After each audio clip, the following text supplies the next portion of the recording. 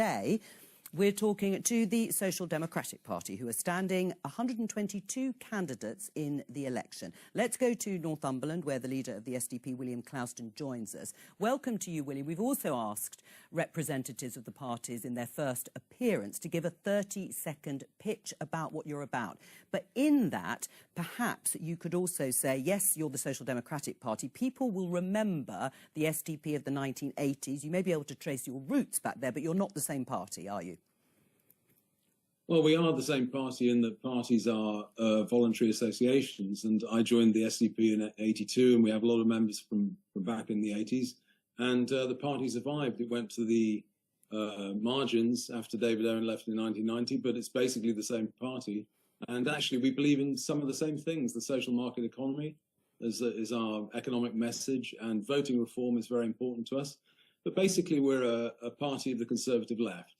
I describe crudely, I think we, on social issues, cultural issues, we are to the right of the Tories. That's not very difficult because most Tories in Parliament anyway are social liberals. And on economics, we are left-leaning. We are certainly to the left of the Labour Party.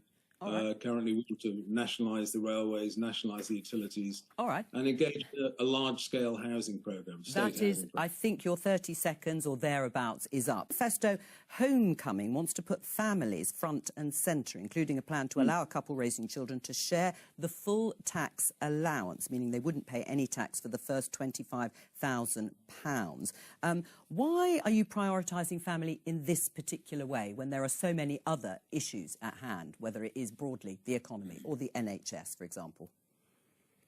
Because we believe that the family is the foundation of society. It is, it's clear. You know, it's the place where we learn to become responsible adults. And in Britain, anyway, the fracture of the family's disintegration is a major, major problem. On your programme, you'll often talk about things like knife crime and other social issues, but actually the causal root of a lot of that is breakdown in the family.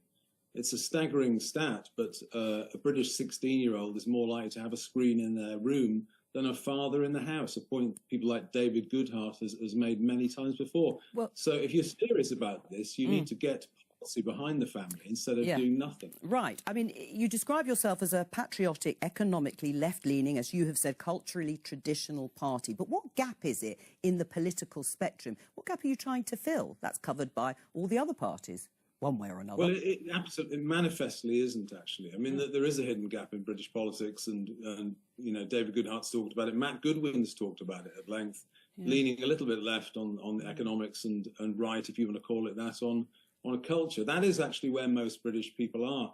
And I should really be the happiest party leader in the country, because most positions, virtually every major position the SDP has, is supported by a majority of British people. So people are crying out for something like this. But you don't have much representation. I mean, your party's made an election pact with Reform. You're standing aside for each other in 6 constituencies and have more than a dozen candidates standing under a joint SDP Reform banner.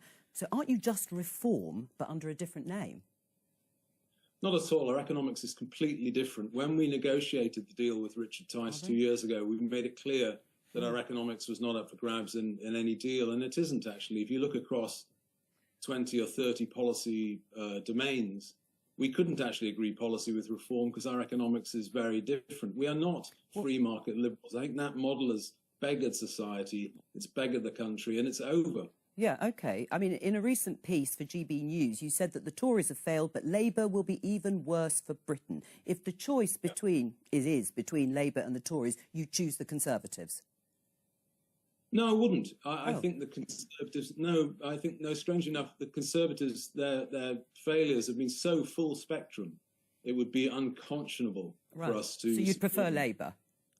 I think Labour will win, and it's right under the two-party system that they do. But I think they will well be worse. You can't actually know anything about Labour's programme because Starmer won't tell us. OK, William Clouston, thank you very much for joining us. Munira, we should give...